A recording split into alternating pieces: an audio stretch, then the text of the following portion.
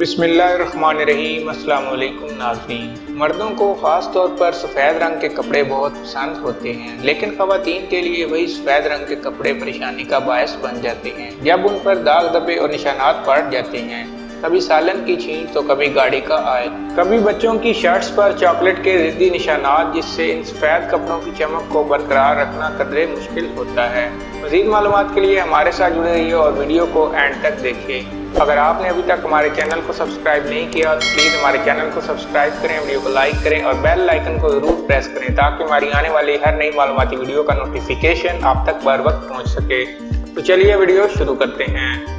महंगे से महंगे वॉशिंग पाउडर्स भी ज़िद्दी निशानात को ख़त्म नहीं कर पाते, लेकिन अगर आप चाहती हैं कि आपका खर्चा भी कम हो और ये सफ़ेद कपड़े भी चमक कर नए जैसे हो जाएं, तो फिर बताए गए इस नुस्खे को इस्तेमाल करें, आपको वाज़ेह फ़र्क खुद ही दिखाई देगा।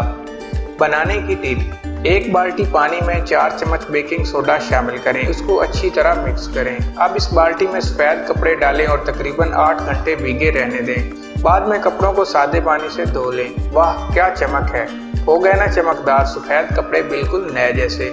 अगर आपको हमारी ये वीडियो अच्छी लगे तो हमारे चैनल को सब्सक्राइब करें, वीडियो को लाइक करें, शेयर करें। Thank you.